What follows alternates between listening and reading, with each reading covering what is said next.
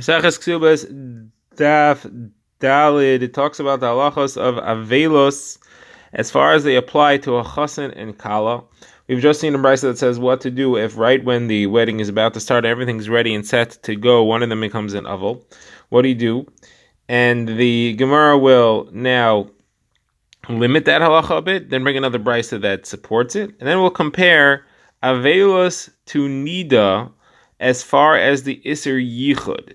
Is there an iser yichud in velos? Is there an iser yichud in nida? And which one is stricter than the other? We'll end up with two types of avelos, and we will lay out those halachas. So the Gemara has just read that if the chassan or the kala becomes an avel, chassan lost his father or kala lost her mother, specifically that way, and the suit is already unprepared, so you cannot have them delay the wedding because the suit is going to go to waste, and therefore they put the mace in a room, they don't do the kfur so that avelos doesn't begin, and they have the wedding. So the Gemara now comments this is only if the wedding is really going to go to waste and you wouldn't be able to sell the meat. So there's three statements here. So you have Rafram Bar Papa and Rav Chizda who says that it's only going to go to waste if you put water on it already. Depends if the water was on it or not. If you didn't put water on it, you could still sell it. If you put the water on, then you can't sell it, then it's going to go to waste. Now, Rava says if it's in a big city, though, then you'll always find people to buy it, and it doesn't matter even if it has water on it. And Rav Papa says if it's a little tiny village, it doesn't matter because you won't be able to sell it anyway, even if you didn't put water on it. So the Gemara says, what was Rav Chizda talking about? Because he was talking about an in-between size, like Masa Machasia, which is not a big city, it's not a little village. And there you can only sell it if you didn't put water on it yet. Okay, says the Gemara have a brisa that says Rav Chizda's halacha out.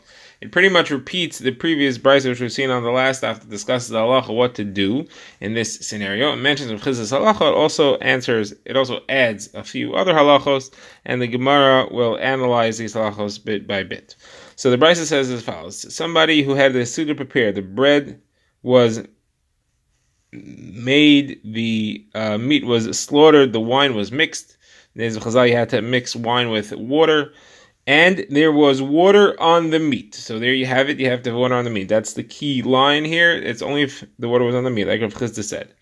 Anyway, then what happens? So then the father of the chassan passes away, or the mother of the kala passes away.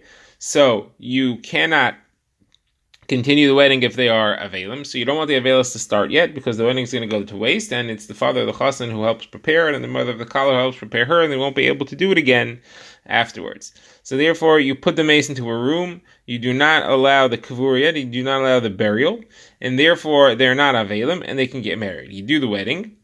Then he does be'ilas mitzvah. That he does the first interaction. That way, the wedding is complete. You have chuppah, you have be'iyah. Then he has to separate because they become avelim. You do the kavura, then the burial. They become avelim. The halacha is that they are aser to be together once they are avelim. Avelis doesn't fully start yet. It only starts as far as that halacha because now you have sheva brachas. It's considered to be a yom tov. And Avelis doesn't start on a Yom Tov, so you have 7 days of Sheva Brachas, and then you have 7 days of Avelis, and during all these 14 days, they have an Isser Yichud on them. She has to sleep with the women, and he has to sleep with the men. Next, halacha, the Brisa says that she's allowed to wear jewelry. She doesn't have an Isser in that which a normal Avel would, because she has to be pretty to her husband. And whether you had a situation of an onus or not, you cannot do a first bia on a Shabbos, you can't do it on Friday night, and you can't do it on a Matzah Shabbos. The Gemara will explain those halachos on the next daf. So now the Gemara gets into this step by step, and primarily we're going to focus on the Isser Yichud here. So we're saying that since they are Aser to do a Tashmish, and we're afraid that that'll be difficult for them, they just got married, and therefore their desire for each other is very strong, we want them to separate. We don't want them to spend the night together in the same room, or the same house alone, and therefore they have an Isser Yichud. So the Gemara says this, first of all, this seems to support Rav Yechanan's halacha, who says that there is an Isser Tashmish even during a Yom Tov when there's no Avelis. They have someone who's an Avel, or Avelis should begin, but it was pushed off by a Yom Tov, so it's going to start later. During this period, he still has private Avelis. That is, only not allowed to do Avelis in public, but on Yom Tov he does have private Avelis. That's why they have an Isser Tashmish over here. Now, what about Nida? What if she became a Nida? So the Brisa, which we quoted, had spelled out that the same halacha applies if she's a nida as well. It said if she became a nida, then they also have to separate. They have an Isser Tashmish, obviously, and there's also an Isser Yichud there. She sleeps with the women, he sleeps with the men. Now, the Gemara brings Rava, who says that there's a difference between whether they did a bia already or they haven't done any bia yet. If they did a bia already, then the desire for each other is not that strong, and there's no Isser Yichud.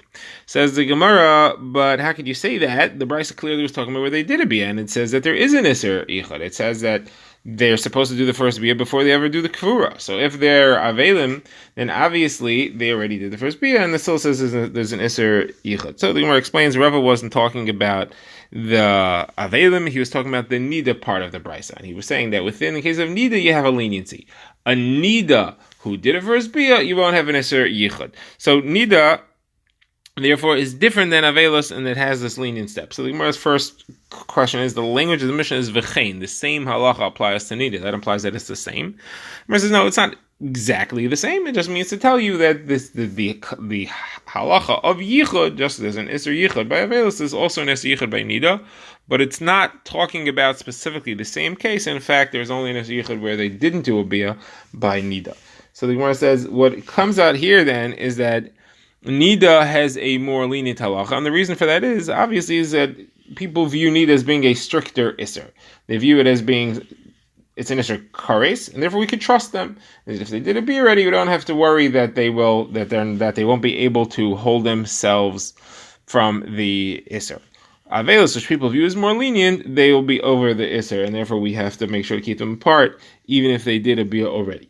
Says the Gemara, but I'll show you that that's not correct. I'll show you that nida is actually, we have more restrictions than on Avelis. How's that? So we have a brisa that says that the restrictions between a husband and wife during the nida period include that she does not mix and serve him his wine, she doesn't make the bed, and she doesn't wash his hands, face, and his feet for him. That breeds that those three activities bring a special closeness, which could lead to a bia, and therefore we say don't do those. So we're not trusting a couple in these three actions, even if they're nida. Now, what's the halacha there if they are avelim, or if one of them is an avel? So then we have a brisa that says that if she's an avelus, so he can't force her to put on makeup. She doesn't have to wear eye makeup. She doesn't have to do face makeup, and she's allowed to pour his cup and serve it, make the bed, and wash his hands, face, and his feet.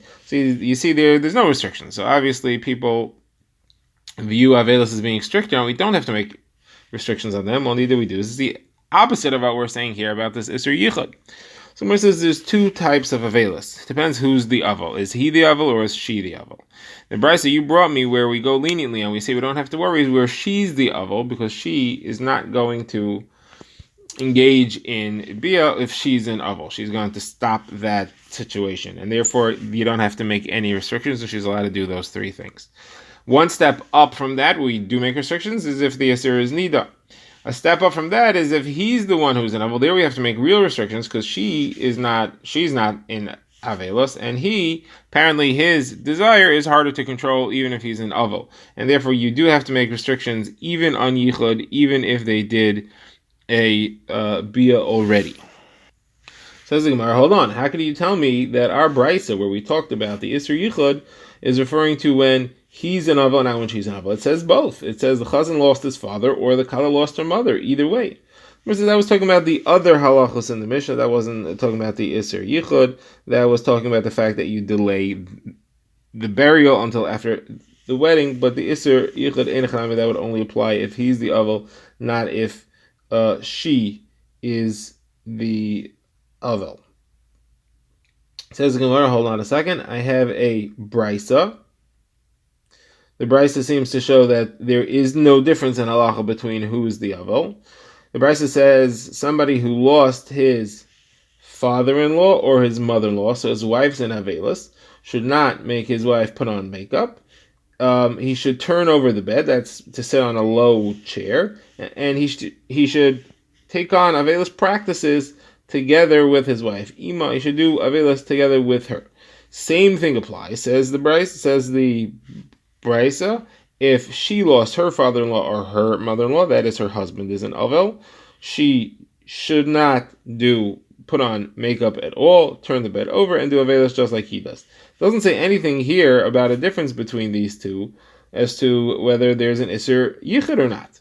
So apparently that's not a difference between the two. So the verse says, no, you'll have to adjust the brisa a little. It didn't talk about that halacha. You could add in there that in the case where he is the avel, you do have an Isser Yichud. That's not an issue. It says more, but it says v'chein. V'chein is usually used to show that all the halachas are the same. But v'chein is referring to the makeup situation over here. It's not referring to any other halacha that there might be. So it says more, but it says imoi. It says that she should do avelos with her. She should do avelos with him. That seems to the with generally means that they're together in everything. That means that they can even sleep in the same bed. They can sleep in the same room. There's no Isser Yichud. So the Gemara says no. With means when they're in the same house.